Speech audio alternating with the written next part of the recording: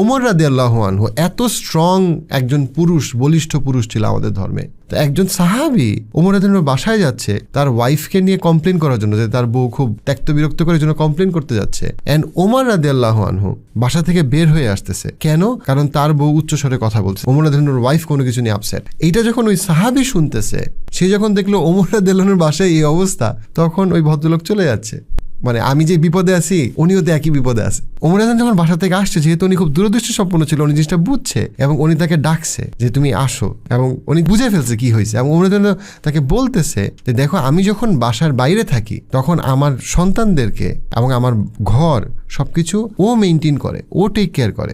মানে ওনার স্ত্রীর ব্যাপারে বলতেছে ওমর রাদিয়াল্লাহু আনহু। ওমর রাদিয়াল্লাহু আনহুকে দেখলে সবাই ভয় পাইতো, সেইখানে উনি ওনার স্ত্রীর ব্যাপারে এইভাবে কথা বলতেছে অন্য একটা পুরুষের সামনে, অন্য একটা পুরুষের কাছে, এমন একটা সময় যখন ওনার স্ত্রী উত্তেজিত হয়ে কিছু বলতেছে যেটা বাসার বাইরে থেকে শোনা যায়। আপনাকে চিন্তা করতে হবে, মানে ওমর রাদিয়াল্লাহু আনহু আমাদের কি ইসলাম ধর্মের একটা শ্রেষ্ঠ পুরুষের একটা সিম্বল, রাইট? একটা স্ট্রং পুরুষ, একটা সিম্বল।